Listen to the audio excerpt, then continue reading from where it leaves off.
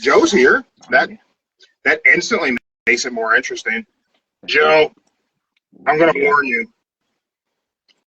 What do you mean what do you got to warn him about? I know what you want to talk about. Whatever it is, don't talk about it. Well, whatever it is, don't talk about it. There's what I want to talk about. Okay, so there's the thing. Okay. I mean, but there's also a problem with one of the things I want to talk about. Ooh. Mark, slap him. Slap this to him, Mark. Well, I got to cover a part of this. For legally, there's something I can't talk about. Legally. Legally. You want me to do it? I mean, it's easier for everyone if you just do it. Otherwise, there could be another letter. And I just don't really want another letter. Mark. So, Mark, right. do speaking, Mark. All right. Go ahead. Okay. I'm gonna lose the hat for this. I do my heart. Like, there we go. I had to let my fro go, Joe. There you go. Gotta do with the fro. How come I can't just? Yeah, nope. I got this one. All right. Shout out to all the sponsors. Promo code Don't Say the F Word. All kinds of ways to save some money.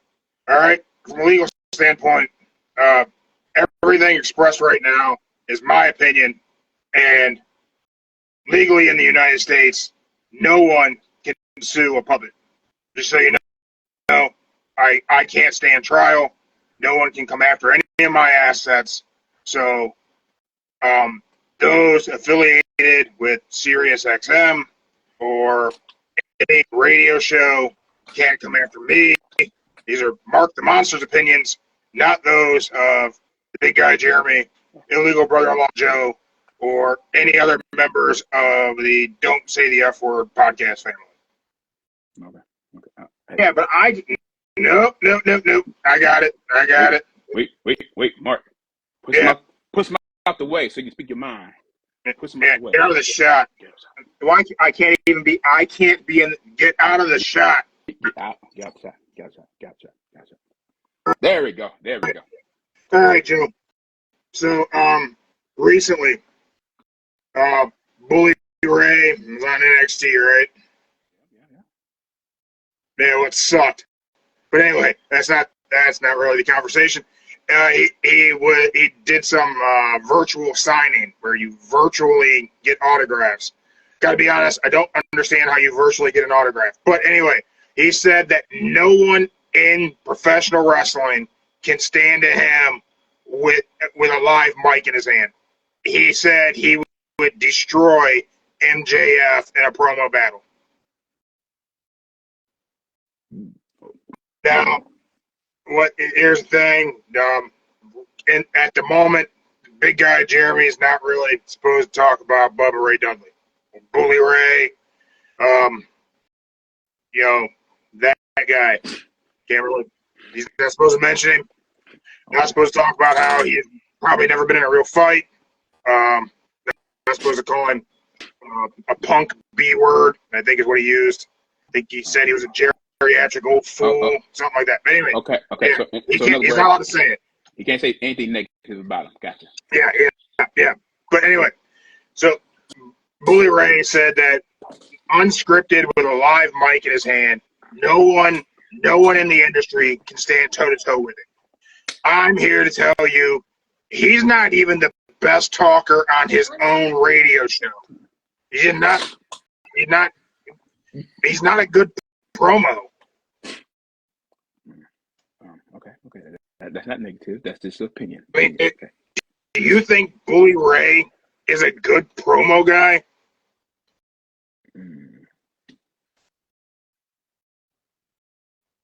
I wouldn't say he's up in the top 3, but he's a good promo. Yeah.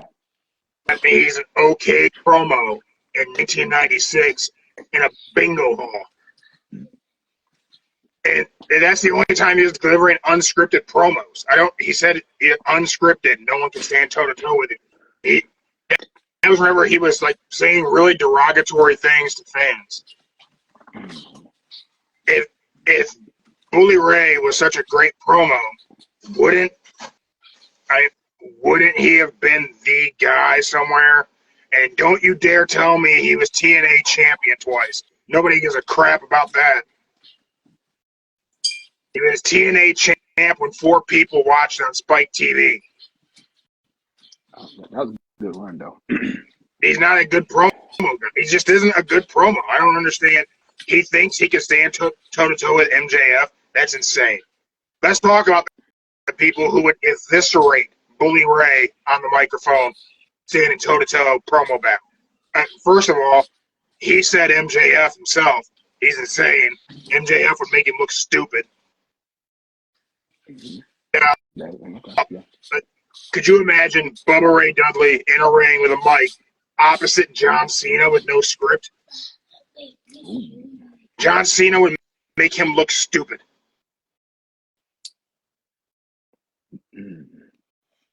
Tribal Chief Roman Reigns would make Bubba Ray Dudley, he'd have to go back to his original stuttering ECW gimmick, to be honest with you. Okay. Just saying. Okay, just saying. He brought it up. I didn't bring it up. He literally said this. It's just not. It doesn't make any sense, Joe. Okay, and what's a good way to say this? Okay, look at it this way. Everybody's a good promo at something. If he feels he is a great promo, he could take out anybody from MJF to John Cena to, I don't know, maybe he literally said Chris Jericho himself. He said no one could stand toe-to-toe with it. But could you imagine CM Punk opposite Bubba Ray Dudley? No script? Okay. Here's the thing. If they were to do the no script, they would have to do the no script between, I would say 2010 to 20.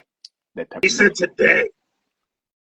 Oh, today? Yeah, today. He said like, no. Get back out of the shot. I'm just saying for TV purposes these days, they're going to probably go by. If they didn't have the PG area right now, he probably could do it. But I'm just saying, if it was like 2010 to 20, he probably could do it. Yeah. I'm going to be honest with you, Joe. I don't think Bubba Ray Dudley can stand toe-to-toe with me with a live mic in my hand. He can put all the tape on his glasses that he wants to. He can get a new tie-dyed shirt. He can get a tie-dyed thong, whatever it is he has to get to make himself feel special. At the end of the day, Bubba Ray Dudley's never been the man for any company unless you count Dixie Carter's TNA, and no one counts Dixie Carter's TNA. Ace isn't. That's kind of It's my ass.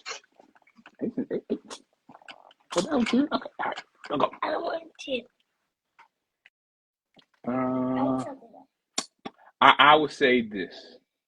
When your entire angle is that you're in a biker gang and no one's riding a motorcycle, it doesn't really work.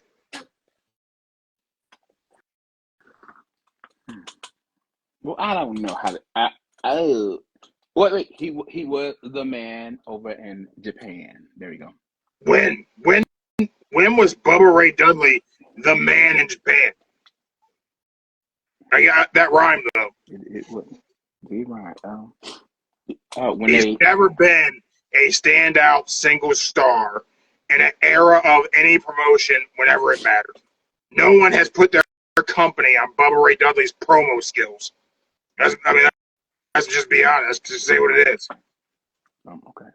When you talk about great promos, did Bully Ray have a hard times promo in the whole Aces and Eights era of TNA? Did he deliver a single memorable promo? Like, if someone ever go, this Bubba Ray Dudley promo right here, this is meaningful and iconic. People remember this. I remember him saying rude things to fans at ECW. That's what I remember about his promo. When he called out Hulk Hogan. There we go. He called out Hulk Hogan on that episode. When was it? Oh, when he was about to marry his daughter. There we go. That was it. That was a good promo. You had to search way deep in the file cabinet for that, Joe. Hey, you said in TNA, so I had to think about that. Yeah, I did. And you know what? Hats off to you. It literally fell off. But hey, good job thinking of that one. But anyway, yeah, he let us know in the comments. You think Bubba Ray Dudley's a good promo? All right. And then afterwards, when the AJ Styles, when he came back as the, what you want to call it, the new AJ Styles with the, you see right now. There you go. What's it? The Panther said Kenny Omega could out promo Bubba Ray Dudley. Ooh. Panther said it. I didn't have to say it. I can't be in trouble for them. I'm trying to keep the show running, y'all. Anyway, what, Joe? He wants to talk about the Montreal Screwjob again. Oh, that was yesterday. 27 years. I know. Yesterday. All right. There you go. There you go, Mark. Thank you. Thank you for everything you do around here. Greatly appreciated. Friendly reminder, fundraiser on our Instagram for our local dog kennel. All the money donated will go directly to them. Also, merch table. It's open. Merch available. Month of November. I will take 100% of the profits from any merch sold, and I will donate it to our local dog kennel. So, not a dime is going to stay with the podcast. Everything will go to the dog kennel. We also got new shirts on there. Netflix and Raw. New shirts dropped. Didn't do a post about it. They're there. There's also a cup. Netflix and chill is over with, Joe. Now it's Netflix and Raw. That's going to be great. Maybe beyond the PG era. I don't really know. But anyway, 27 years ago, Joe. Yesterday. 27 years ago yesterday. Yesterday. I knew it was going to get brought up. Well, I have to bring it up. Not just because it's the anniversary. A lot of people talked about it. And there's a lot of people kind of feel like I feel. And what's his name? Dude who does Nash's podcast with him. Sam Oliver? Oliver, yeah. Sam Oliver talked about a conversation he had with Bret Hart. And he told Bret, he asked Bret, between me and you, some could argue that the screw job seems like a work. And he laid out everything I have laid out in the past. And then he asked Kevin Nash what Nash thought. Nash's response was, if Bret's been keeping this work up for this long, why would he let it go now? Why would he give that work up if he's worked everyone for this long? Because Bret Hart's an old school guy. He's an old school worker. And if you can work all the marks, no offense, into believing that what you did was a shoot, why would you ever give it up? So I stand by what I've said in the past, and I believe the Montreal Screwjob is the greatest work ever in professional wrestling. Because 27 years later, people still think it's a shoot. And I'm going to go with one piece of evidence. I'm going to start with just one thing, and we can talk about just the one thing. All right, let's hit it one thing. One thing. The ending of the match. Okay. So the match goes, Shawn puts Bret in the sharpshooter. The sharpshooter. There we go, sharpshooter. Vince tells Earl Hebner to call for the bell. Bret never quits. He doesn't tap. This is a pre-tap out era of WWE. This is do you give up? Yes, it's that kind of. Yeah. And Shawn kind of falls forward as Bret kind of escapes the sharpshooter, sort of. Yeah, sort of. So yeah, okay. And do you remember when you've watched that pay-per-view the first time, or when you've watched any subsequent replays, what happens? The bell rings, The bell. hold is released. What is it that you've seen? Okay. Let's go back. Okay. Oh yeah, we got Earl running out the ring like the Flash. Nope. I want you to go before that. Before that. Rewind. Okay. Again, Earl calls for the bell. Okay. Bell rings. The hold is broken. Okay. What did they show us on TV? They showed us on TV. Okay. If I remember correctly, it went from Earl ringing the bell, then it went over to the camera, saw Vince, then it went back. It went right back to Bret Hart's face. Went back to Bret Hart and Sean. So right looking up here, time out right there. Okay. The match ends. They called for the bell, and the camera went to Bret Hart's face. In 1997 in WWE, and even today, when someone loses a world title match, how often does the production crew cut to a close-up of the loser's face first? If they went with what we all saw was Shawn being awarded the victory and the championship, the close-up should have been on Shawn Michaels, because the idea was only a few people knew the screw job was going to happen. So no one in the production truck would have known the screw job was going to happen. And even if they did, why would they do a close-up of Bret Hart's face? He just lost and he's leaving. Why would you end the show on a close-up of Bret Hart's face when you know there's no follow-up? He's not coming to Raw. He's done. Why would they have gone to Bret if this wasn't a work? Because that's the hometown hero. Who lost? He didn't win. He didn't win. They wanted to get the reaction of the hometown hero first. Then doesn't work though. That was on pay-per-view. The hometown crowds in Canada, they're there. It's Montreal. They're seeing it live. Why would the camera for the pay-per-view feed go directly to Bret's face and stay on him to spit in Vince's face, to write WCW in the air? Why would the camera say? Why would they ever record all this? Okay, before we get into, we're gonna go at the Vince camera, then the Bret's camera. You gotta remember, both him and Sean was neck to neck, side by side. Then that camera angle, they was right in there. So Bret's face down in the sharpshooter. They call for the bell. The hold's kind of released, but Bret kind of flings Shawn off him. So Shawn kind of falls forward. So as Shawn's getting up, Bret has already come up to his knees, and the camera locks in this close on Bret Hart's face as he looks disgusted. Why would you get this close to the loser's face who's leaving the company? That doesn't really make any sense to me. Like, if I'm putting my title on someone, that's the guy I want the camera this close to. I don't want the camera this close to the guy who's leaving.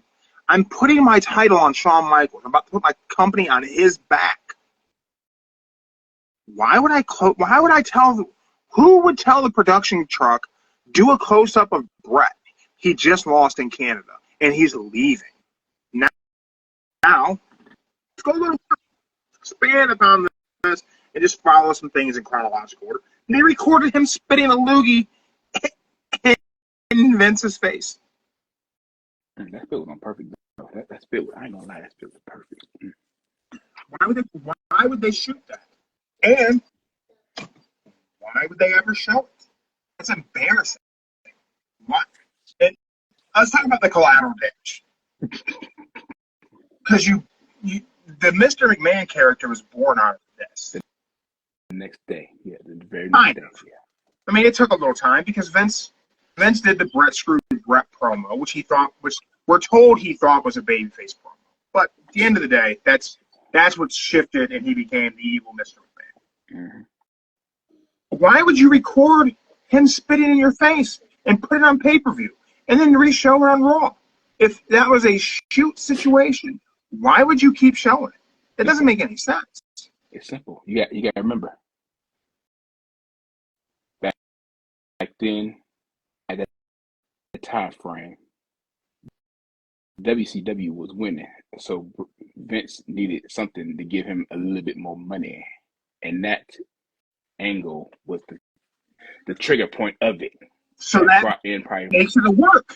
That makes the thing a work, not a shoot. Here's all the things.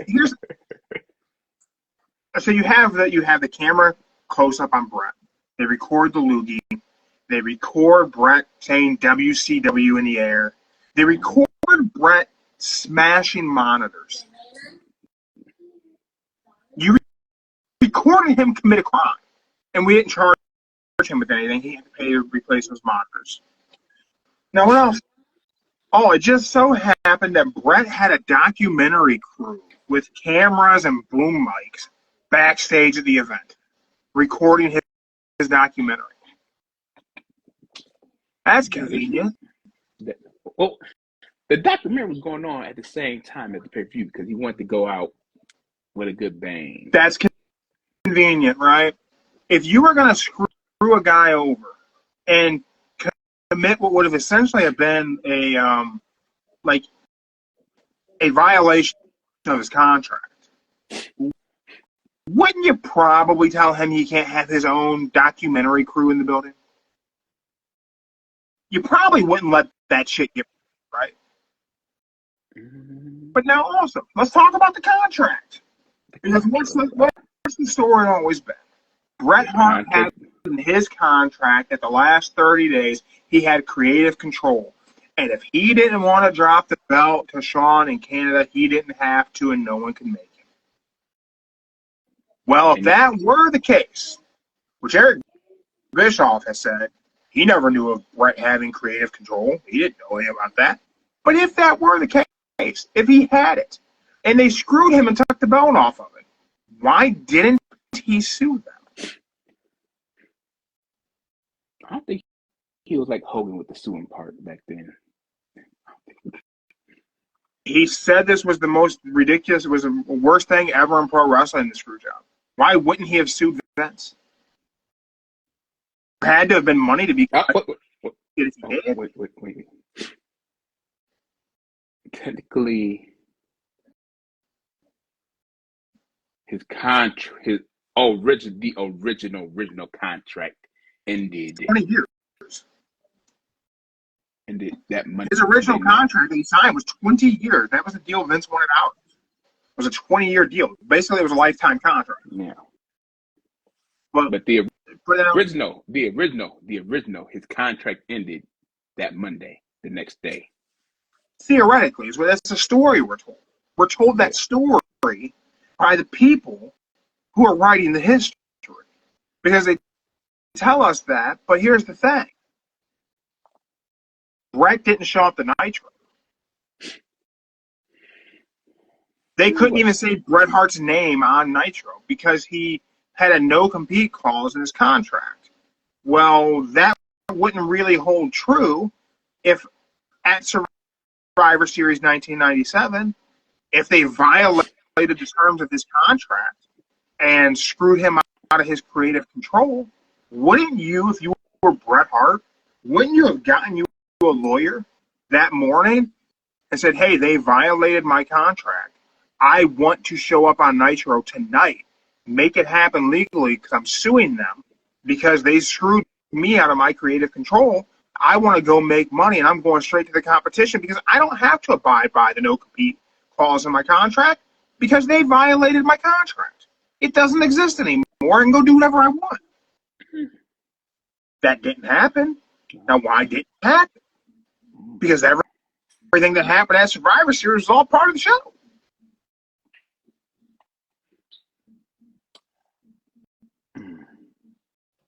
Brett couldn't even wrestle at the first pay-per-view he appeared on in WCW because of the terms of his WWF contract at the time. That's why he had to be an outside-the-ring referee situation. He couldn't put on boots, couldn't wrestle, because it was all part of his non-compete. Why would he have adhered to that if Vince violated the contract?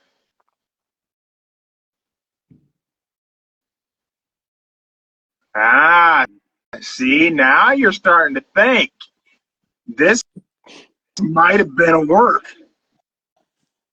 Only took me 24 years to convince you. 27 years, sorry. 27 years. We'll take 25.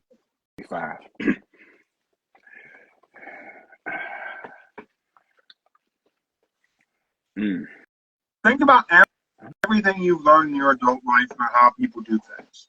If you had a contract with your employer for 20 years that they wanted out of, and in that contract you get to leave how you choose to leave, and then they screw you out of that, wouldn't you then be like, well, then I guess I'm not out my 20 years of pay. You're going to pay me the terms of my contract because you violated the terms of the agreement. I want my money, man. And in that moment, wouldn't you have been absolutely so vengeful that I'm going to take him for every dollar he's got? And if there's one thing we know about Bret Hart, he is petty. Bret holds a grudge. He can't get over anything. He would have sued Vince. I would have sued Vince. All right. Go 5 minutes, girl. Go. I gotta do something. I got to say my 2 cents. Then you come back. Okay. Okay. Thank you. Fine. Hit the light switch. Go ahead. Bye. Okay. Well, let's just say, Joe, you disappeared. I know. I disappeared. There we go. I'm turning out the light. Go get your ass. Go. All right, girl. This is very, very important. Get out of here. Go. Wait, tell me about They see you turn out the light, girl. Go. You know what? I'm not editing any of this. This will stay in for everyone on YouTube and Spotify. Okay. Joe's daughter is the comic relief for this show. She starts wrestling on Wednesday, everybody. Yeah. All right. Yeah. If anybody want to see, I'll let y'all know when her little first match is, but Wednesday gonna be like practice. Girl, turn the light back on. Oh, girl, get your ass. Go. All right, go. That's it. Go. Call Peanut. See what Peanut doing. Yeah, call Peanut. Thank you. Drink your juice. Okay.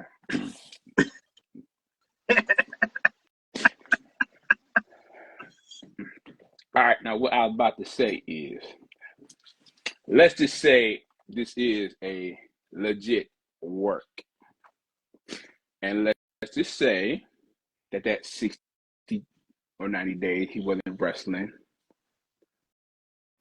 Somewhere along the line, Benny Mac is still paying him to this day that nobody don't know about, since that whole little lawsuit going around.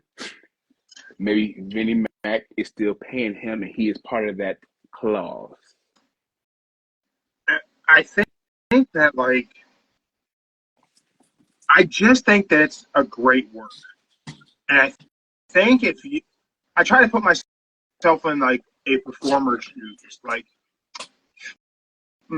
I look at it from the standpoint of a magic trick. If you were to perform a magic trick that was really, really good, and it was all your own, and who you performed it for could not figure out how you did it, would you ever tell them? No. So why would Brett or Vince or Sean or Hunter ever tell us that this was a work? The whole point of the work is to get the mark. And they got everybody. Here's the thing. Let's just say this is the greatest work for the past 27 years. That would leave mostly 5 to 6 people that knows about it. That'd be Vince, Brett, Triple H, Sean, probably Bruce, and Earl. Well, Them 6. I would say potentially not even that many, because what's the whole narrative is Earl was in on it, Sean was in on it, Hunter was in on it, Vince was in. You can assume Shane, Cornette claims he was, Russo claims he was, and Pritchard claims he was. But you didn't need Bruce Pritchard in on it. You didn't need Russo in on it. You didn't need Cornette in on it. Now, they all could simply think they were in on the screw job. You know, you throw them in, you throw Earl in, you got 3 of the 7, or 3 of the 8, who think that they were screwing Brett. When in reality, Brett, Sean, Vince, and Hunter all know they're the ones who did the work. The other guys got worked. Earl thought he was screwing Brett. Bruce Pritchard was in gorilla position. Now, Bruce Pritchard probably thought they were screwing Brett and thought, hey, let's get a close-up of Brett's face because he just got screwed over. Screw him. Because Bruce Pritchard was the guy sitting in gorilla telling the production truck what to do. That is true. Yeah. So you got to have him thinking he is screwing Bret Hart.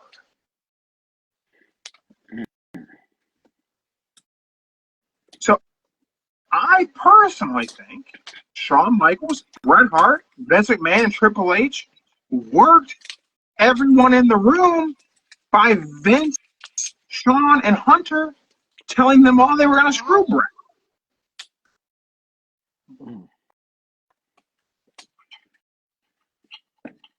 I'm sure over time, Bret probably confided in his family. Yeah, they didn't really screw me, so whenever they offer me up to the Hall of Fame, I'm going to go in. If they ever want me to come back and pay me some money, I'm going to go back and make some money.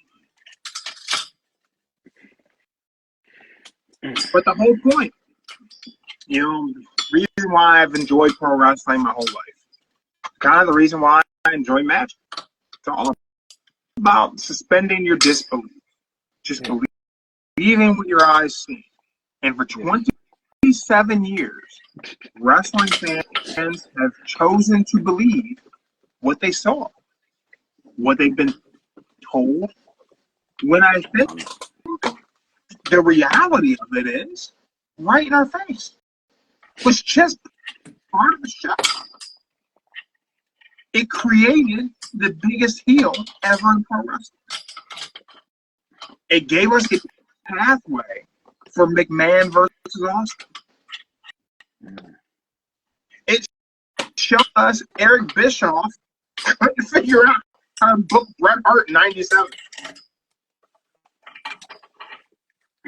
Here's my thing. If this is a work, a legit work, how in the world can 4 people just walk around all day and just not let it slip out? Like, yeah, it'll work. Joe, I'm just saying. they're pro wrestlers. Hogan still tells us that at WrestleMania 3, it was the first time Andre the Giant had ever been body slammed and ever lost a match. A year before, he body slammed Andre the Giant. Harley Race has body slammed Andre the Giant. And he did it in like 82. Go. Call Grandpa. Hurry up. Call him. No ice cream. Good. No more chicken. No more dollar nuggets then. Thank you. I'm just saying. On the McDonald's app, they got 10 nuggets for $1. That's a good deal. 10 nuggets for $1 is a good deal. I'm just throwing it out there. Okay, but anyway, back to it. Here's the thing. This screw job. 4 people. 4 people. 4 people. The greatest person of all that kept the character alive, kayfabe, was the Undertaker. But God knows, 30 years. 30 years, man. The dead man never. Yeah. It didn't break character many times. Kept the story alive, but hey, Yeah. dead man wasn't in on this. He wasn't in on Everyone this. had to believe it. They worked the boys. So, and now, What the a Screwjob. bigger feather in the cap of a Vince McMahon than to literally have worked the locker room, the production truck, the fans, the media, and to have done it for 27 years. Well, I could say this. This is how it probably don't go past Bret Hart anymore because he got Goldberg to blame. So that's gonna be his main. They blamed Goldberg for ending his career, but he wrestled 5 matches after that. But hey, Yeah. you know, recently we had the presidential elections here in the States. All of our UK fans don't have to deal with that. Yeah. So, Donald Trump won the election, going back into the White House. And Donald Trump was recently on Joe Rogan's podcast. They talked about another big conspiracy in the United States, and that's the JFK assassination. Trump talked about how he's going to unseal those documents. He should have done it the first time around, but there were things that led him to not unseal those documents. And, that's a big conspiracy. People have always had a lot of questions. Well, Donald Trump's also a WWE Hall of Famer. He's been around wrestling a long time. So, Donald Trump, JD Vance, I'm sure you guys watch our show. When you get into the White House, I want you to unseal the Montreal Screwjob documents. There's bigger concerns in this country than all the other documents. We want to know, was it a work or was it a shoot? America wants to know, Joe, and I think it's a work. So, I'll say this. Donald, I know you're out there checking us out live on Instagram, probably eating some of those 10 nuggets for $1 that Joe was going on about. Unseal Screwjob documents. We want to know. I will say this before the end of the Screwjob. That's a good 27-year story that everybody kept secret. That's a good. They're never going to tell it. They're never going to tell it. See, that magic trick. Joe just disappeared. I know. I just disappeared like magic. And I'll say this. Whatever they did them for to keep it going strong, secretly, they are doing the best thing in the world. They are making it so believable, so realistic. And I feel that this is one of them things that people say, I will take it to the grave with me. And this is one of them. I think they to the grave with should. That way, once a year, we can get together and talk about the Screwjob. Girl, play. I guess we got to talk about a few things that actually happened in this actual week of pro wrestling. Go ahead. What are you doing? I'll be honest with you. My week sucked, so most of the wrestling I consumed is a bit of a blur.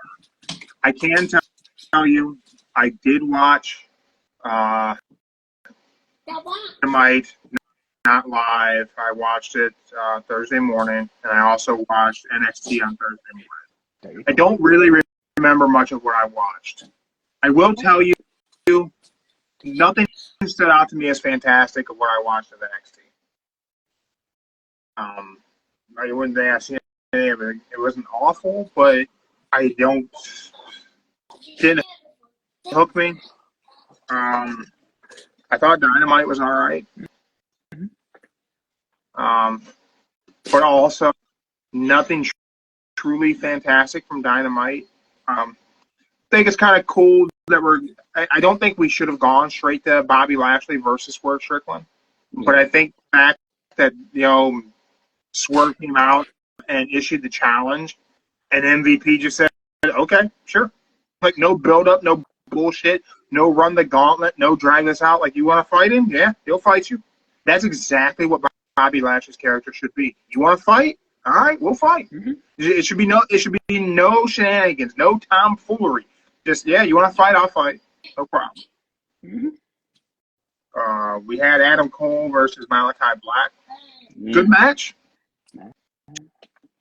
Led to tons of speculation online of people saying Malachi was done in AEW, which has then allegedly been followed up by comments that Jim Ross allegedly made at some signing or something, that he felt as though Malachi may be done and not really enjoying his time there because he's not getting used a lot.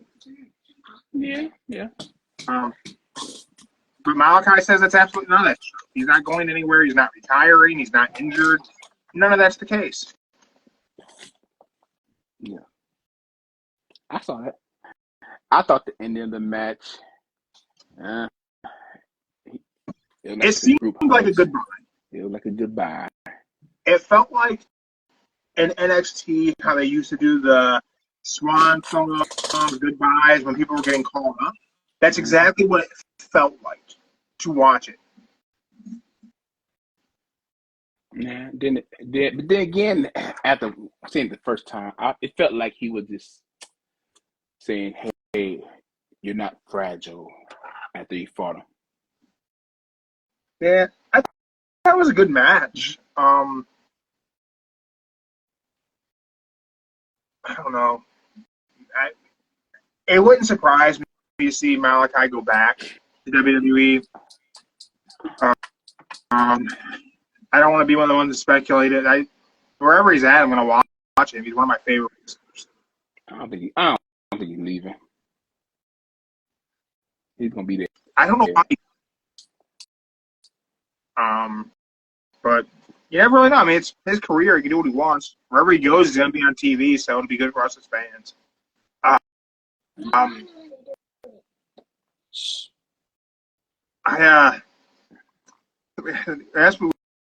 We kind of have to talk about SmackDown. Okay. SmackDown. We got to talk about Sammy Uso. Yeah. You know, it's Sunday. Everybody knows how this went down. They reformed the OG bloodline. They did. To face Solo's bloodline, which, are we still calling them Bloodline 2.0? No. Okay. Well, actually, it's going to be like, I think they're going to say it's the original bloodline versus the bloodline. Something like that.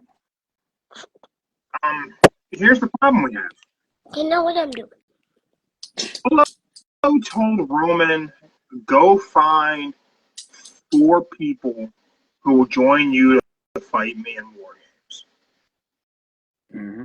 We're a man short on both sides, Joe. I think it's going to be 4. I don't think it's going to be 4 on 4. I'm going to tell you what I think. I think that I think Solo is going to recruit his 5th man first. And it's going to be Kevin Owens. Because KO is mad about Cody. Tag teaming with Roman. He definitely ain't going to be happy about Sammy. Just rejoining the blood. I think. Then you throw in, I think Roman's going to recruit Cody.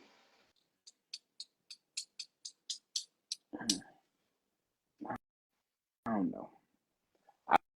I think it's KO and Orton going to be at the Survivor Series having their own match. You think? I mean, they seem to wrote Randy Orton off of TV with the pile driver that was so devastating. I find this to be a truly interesting thing. So WWE has had the pile driver banned.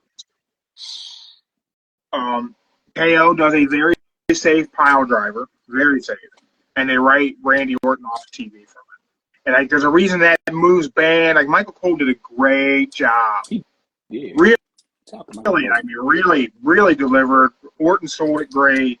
Michael Cole on commentary really, really drove the whole thing home. Like, but the problem is, you turn the channel and you watch AEW, there's a good chance you're going to see 75 pile drivers in a single night, and someone's going to no-sell 4 of them. You're going to see Canadian destroyers, Panama. So you're going to see so many modifications of the pile driver that look far more devastating than what KO did. But if you're just a WWE fan, they gave you Jerry Lawler. They gave you Memphis Wrestling on Friday night with a single pile driver put Randy Orton out of commission. Because that's what Jerry Lawler used to do in Memphis. That is true. He did do that. It should have been a package pile driver, though. It should have been his original pile drive he did back in Ring of Honor. That'd been great. That's the package one, right? Didn't he just do the package pile driver in Ring of Honor? No. He used to do it like They did double underhooks, grab behind the legs, bring them up, boom. So it looked like they couldn't protect themselves. Yeah. It's a package pile driver. Okay. Now, here's what I think. This is just me thinking. I think he probably went to them and said, "Hey, let me hit Randy with a package pile driver. We can run him on TV." And they probably went, "There's no way in hell you're doing a package pile driver on TV." And he's like, "Come on, just let me do it." And like, "You can do a pile driver. We'll give you that." Yeah, I'll take it. And he saves the package pile driver for WrestleMania for Sami Zayn. Sammy know how to take that bad boy better than anybody. Yeah, he's taking a million. And I think KO saves the package pile driver and he hits Sami Zayn with it. Maybe he hits him with it inside of War Games. But I would rather us drag out Sammy versus KO to WrestleMania. Because like I said a couple years ago, I want KO and Sami Zayn to have a Ring of Honor style match at WrestleMania. Throw it back to El Generico versus Kevin Steen and let them tear the house down. Okay. That's funny. El Generico. I can say this. Girl, get your ass out of here. Come.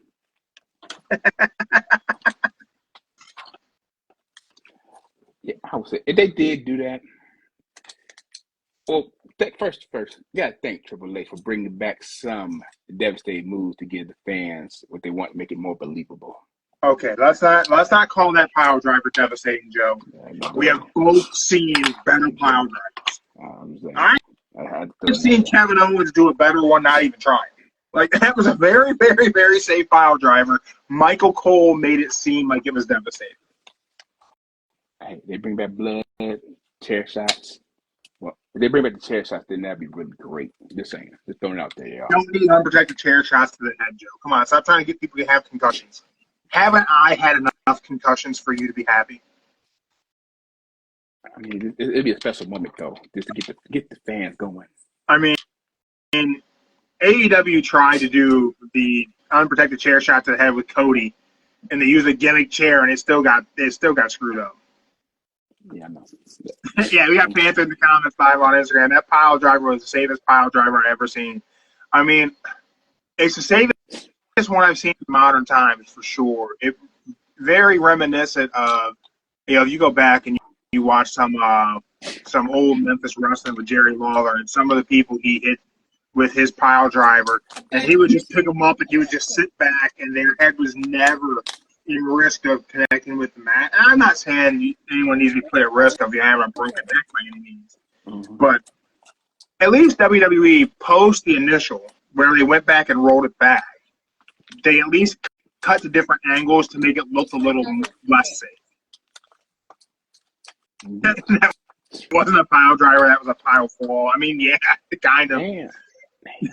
That's rough, but I mean, he's right. But it still came out perfect, though. That's all. And they worked a good angle. I mean, they definitely worked a good angle with it.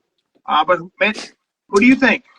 Do you think they're gonna go 4v4? You think it's gonna be 5v5, and we're gonna throw additions in? I think it's 4-4. Really? I think at the time he'll just say in 5 because Sammy's gonna be on his team. Then Sammy turns back to the OG. So maybe 4. And besides, that would mean Solo will have to find somebody within the next 3 weeks. Well, I Not think even 3 Solo weeks. has an easy find in Kevin Owens. Now, I think OG Bloodline could have it up in the air. Remember last year's War Games, Randy Orton was the late addition, and was he going to show up or not?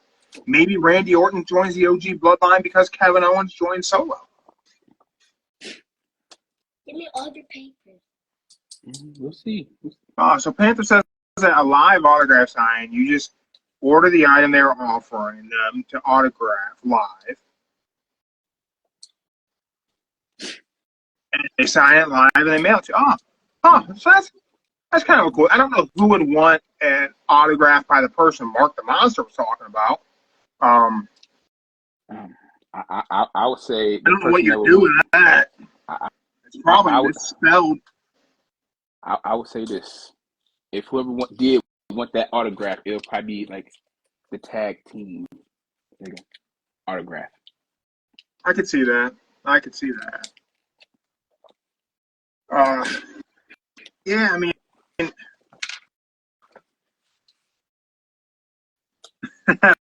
Panther love a Bubba autograph. Daddy. Yeah, see, you only want the tag team. Yeah, I mean, what's a Bubba without a Devon? I don't know. Yeah, like I said, that's the only way. If it got both of them tag team, yes, I would definitely get that. That's what I would do. Yeah, it'll be interesting to see what WWE does. I mean, if you're not gonna, so for you're thinking it's gonna be 4v4. So then, what the hell are you gonna do with Cody Rhodes at Survivor Series? He probably gonna take on KO.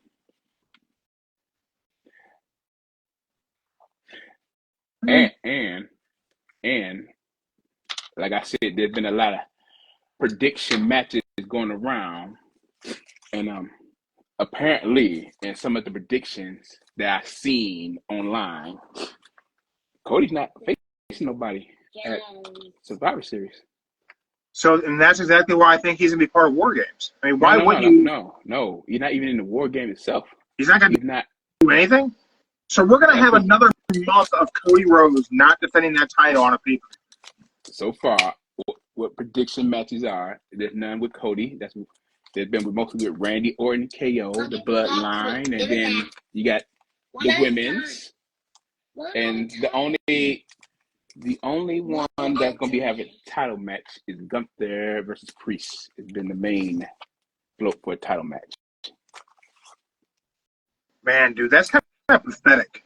I mean, I understand they want Cody to keep that belt for a little while, but to have him stay champ because you're just never having him defend the title is silly. That's why I say it's like, it ain't me. It's rumor matches that they have prediction up on sites everywhere, and none of them got Cody defending that belt at Survivor Series or being even part of the War Games match. And I guess I could see it. I have a question for you, anyone live in our chat here, because I got some things from the community. Like, do you guys feel like in the moment, is some of the things WWE is doing that feel a little stale? Joe's spinning.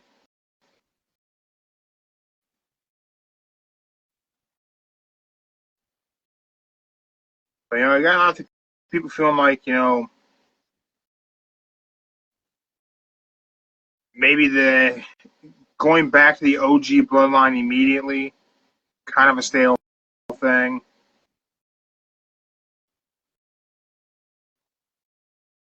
And I don't know where Joe went. Joe seems to have vanished on us, guys.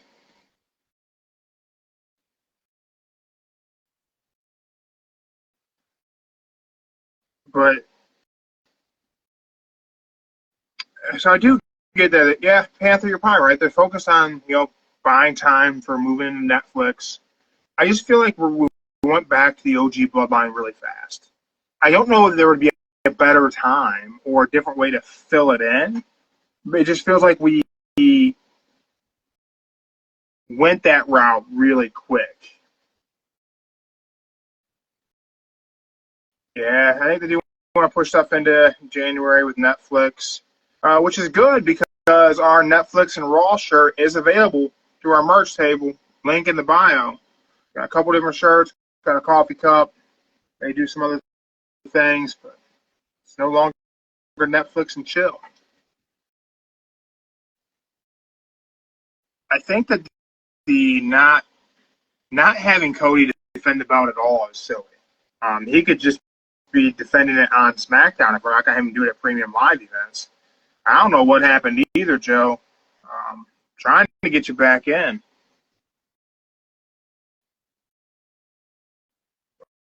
I keep trying. If not, we may just have to end the show without Joe being able to say farewell and give me his opinion of the stories in WWE getting a little stale. But they did add a new mid-card title, Women's U.S. title. Have to imagine that's going to be a tournament situation.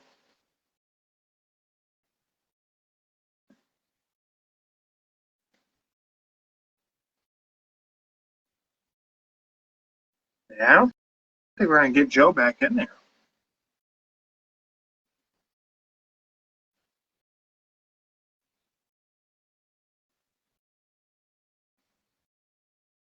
I think they could also maybe figure out some way. I feel like Cody needs to defend that title. I don't know how you get it to happen at War Games, though. I just don't see an avenue for you to work him in there unless it is Cody and KO, and then War Games is 4v4. But Solo specifically said you got to find 4 guys. That just leads me to think they're going to put KO with Solo, and they're going to put Cody with Roman and the OG Bloodline. And I don't think I like that.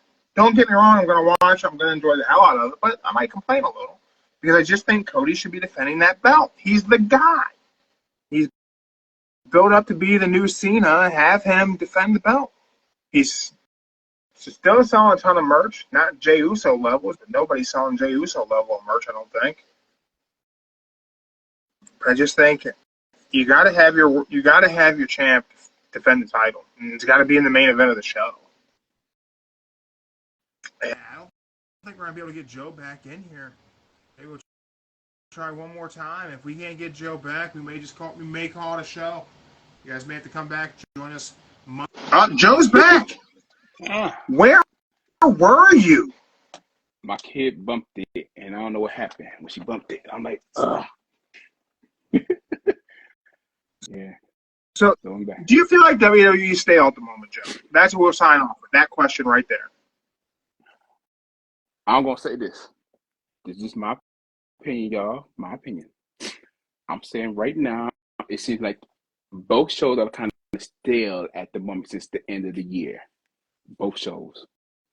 Because this week this is just me, y'all. This week it wasn't like a great feel moment in wrestling for me. It was just like everything was there, it was good, but nothing really caught my attention this week.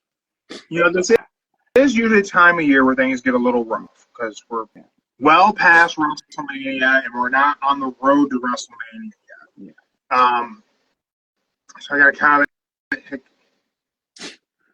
They're going to tease The Rock being with one of the Bloodline groups. I don't think so. Nah. That came from at Trapper Dance. Travis. I don't think so, man. I don't think that's gonna. I don't think The Rock's gonna be teased at all. I don't think we're gonna get Rocky on TV at all. I don't think we're gonna see anything about Rock being involved until we get closer to the Rumble. And maybe Cody defends his title against The Rock at Rumble. Maybe. That's the only way we get Roman versus Rock at Mania. I would say this. I'm still going with Cody Roman 3 at WrestleMania. This is the Rocky story. So I'm just saying it right there. So how do you get to Cody Roman 3 at Mania? Are you having Roman? Are you now booking Roman to win the Rumble, or are you booking Roman to win Elimination Chamber? It is in Toronto. Because we both originally said we thought Cena wins Rumble. Yeah. I want Cena win the Rumble. Yeah, Cena better win the Rumble. It'd be So great I would say for Cena to win the Rumble. yeah. I would be all for that. So I would say he'll have to win the chamber then. Roman will have to be inside the chamber since he's going back full time. And so yeah, he'll have to win the chamber. So Rumble is February 1st. The chamber is in March, right? March 5th, I think it is. So what are you going to do with The Rock? Anything? Simple. Mr. Rocky Rock is probably going to do what he did last year, try to interfere in the match again, then say Cody defends both nights again. So we got comments coming through. It could have Rock win the Rumble, and then you have Roman win the Chamber, and have them both go after Cody. Triple threat. Who faces Gunther at Mania? Who are you Probably Cena. in that to? Probably Cena.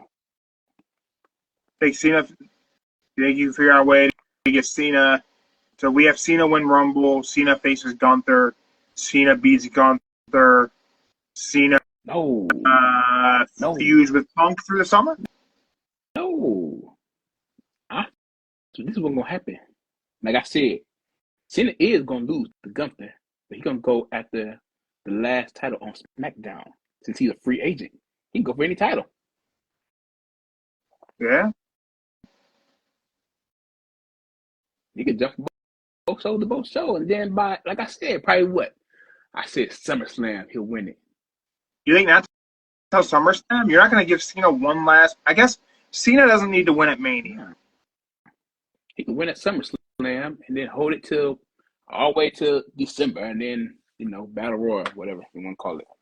Well, I think Cena needs another world title victory in 2025, but I think Cena's final match should be against Orton. He should drop that belt to Orton. Whatever belt it is he gets in his possession, whatever world title it is, whether he takes it off of Gunther or whoever, or if he takes it off of Cody or Roman, or Rock. Rock could win a title at Mania. He could beat Cody at Mania. Oh, you know what would be crazy? Then you could do Cena Rock thrice in a lifetime. Oh, you know what would be even funny? Let's just say Cena wins the Money in the Bank this year. One more time, just win the Money in the Bank. Oh, and he cashes in. Yeah. At, I don't know, let's just say Survivor Series. And I'll give enough time to bam. November, he'll have it. And I think they have to have Cena win the world title because I think they have to have Cena eliminate Ric Flair out of history. The only way he can do that if he would have to win, lose, and win it back and be 18. Well, he only has to get to 17. Flair's only 16. He's tied with Flair now, right? Oh, yes. 16. Yeah, 16. Right? Yeah. Because they're both 16-time, right? They're both 16 times, yeah. He's just got to win it once, and he surpassed Ric Flair. And he should. He should beat Flair. But then he could drop it to Orton.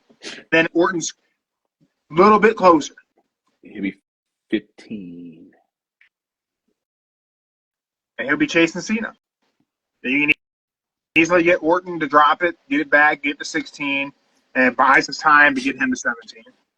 Nah, I think Cena probably the only one to deserve that 17 reign. I don't think you give it, man. You could make an argument to have Orton tie Cena before he hangs it up, but I don't think anyone should do it more times than Cena. Not in our lifetime, I don't think. Yeah, that'd be funny if they gave him like 20 in a whole year. And just hot potato that world title all around the globe. I mean, 3 times. Hey, that'd be something if he won it 3 times this year.